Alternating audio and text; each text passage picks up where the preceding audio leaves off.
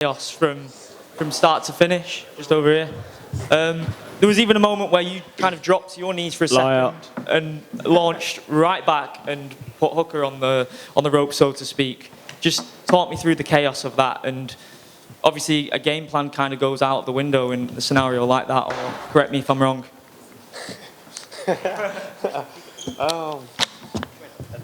Yeah, that was not Faraz's game plan. I think I stuck to it about 30 seconds, and then I didn't stick to it. And I think Bisbin was eating a chip butty between rounds, and there was a bit of butter on the canvas.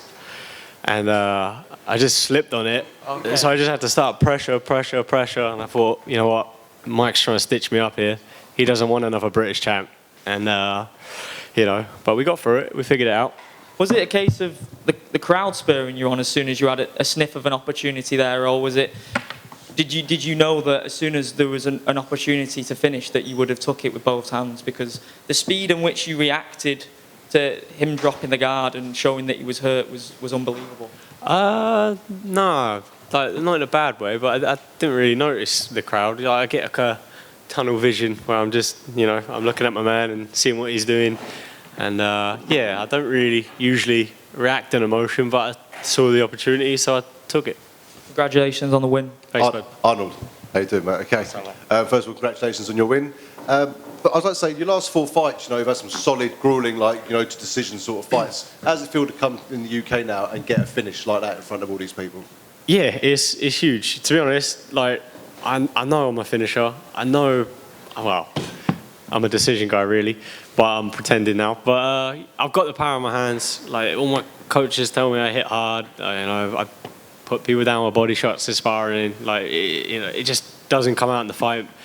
I think the kind of style of opponents I've fought haven't allowed me to fight that way.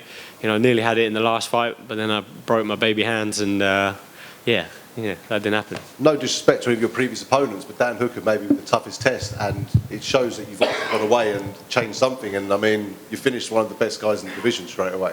Yeah, I always said, like, the better guys I fight, the better I'm going to show up. So, and he's the best guy I've fought. He's the most dangerous guy by a country mile. Like, physically, his skill set, he's long as anything, and, you know, I threw my best there. And one more thing from me. I see you obviously train at a few different gyms as well, different experience. I actually seen you training in a good friend of mine at Team Underground, Thomas Paul, deaf guy. He's actually one of my fighters, which was fantastic to see you fight, training with him as well. How important is it to get around these different gyms and mix it up? Yeah, of course, man. It's always important to, like, travel around, get out your comfort zones, work with people you're not used to working with, and you know, this camp I sort of had that opportunity to work with people I'm not familiar with, and yeah, it sort of made me look at things a little bit different. Thank you very much, and also thank you from Thomas Paul as well. I know he'd be saying thank you for helping him as well. Thank you. Arnold, just over here. Who's that? You know who it is, man. Good to see you, mate. Good to see you too, Arnold. I'm sure it was harder in there, but was that easier than you expected? No, definitely wasn't easy. You know, it was months of driving up and down the country, killing myself training, having anxiety, you know, thinking all these stupid things and trying to drown those thoughts out of my hard work. And yeah, it definitely wasn't easy. I asked you on Media Day that if you felt this was your big moment, and you showed us that you took full advantage of that. So how does that make you feel now? Yeah, I feel like I seized it with both hands and sort of did what I know I'm capable of. And you know, the better opponent I face, I still believe there's a lot more to go. You know, there's more levels I can go up. And just finally, you said to me previously that in some fights you've had your opponents rocked, but you didn't like go completely hard on the finish. Was that going through your mind today? Like when you had Hooker hurt, did that kind of go through your mind, and that's why you went the way that you did? No. Yeah, so when I hurt in the first shot, I saw his reaction. I was like, okay, yeah, I can hurt him. I got the power. And then I thought, I had a little flurry, tried to finish, didn't finish. I was kind of in limbo thinking, do I go back to the game plan? Do I get back on him? But then I landed another shot. I was just like, finish, try and finish. I just want to say congratulations, Arnold. I'm so happy for you, and enjoy those meal deals. Thank you, buddy. Arnold, just to the back here. Just here. Hi. Oh. You called out Calvin Kattar. Can you talk a little bit about why you chose to call him out? I don't know. I don't remember that. No, yeah, yeah. I want to be in the top fight and top 5, and I think he's top. I think he's top 5, Yeah. and that's the fight that put me there. And we got offered that fight for a main event spot last year or earlier in the year, I think. But I was out of injury, so yeah. What do you think about him as an opponent for you in terms of the style matchup? Yeah, I think it works really good. You know, he's less tall than this guy, so that works out. But yeah, like he's predominantly a boxer.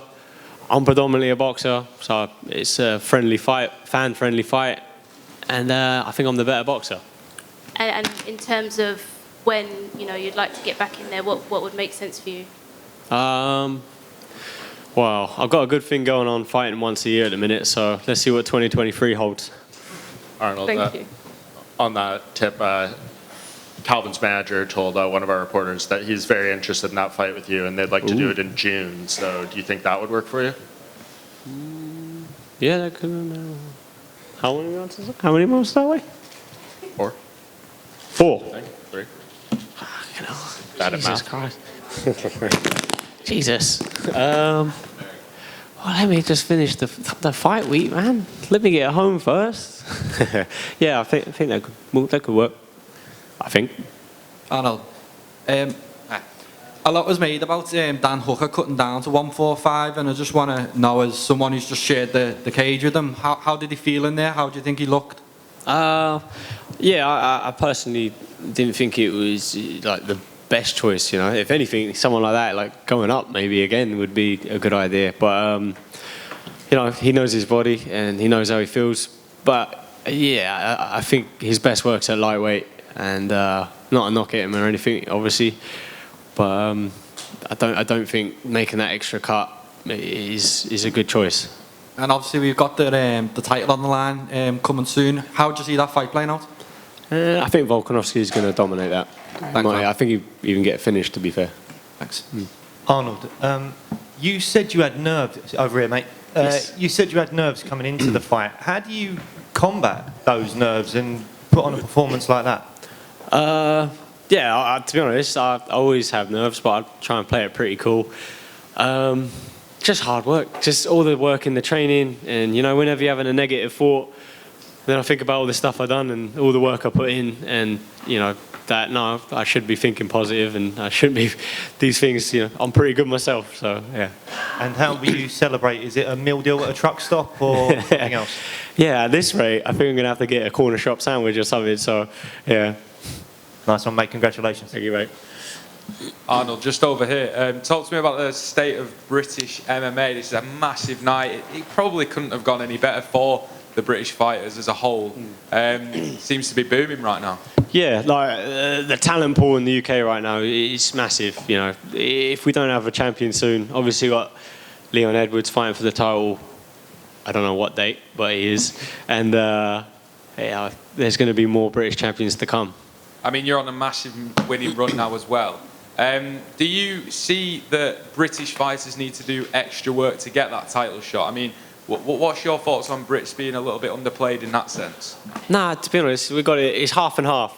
If you've got a funny accent, sorry, you'll get pushed. If you talk like a Suffolk farmer like me, you won't get pushed. Anyone in particular with a funny accent there that you're referring to? No one. Oh, congratulations, mate. Cheers, mate. Cool.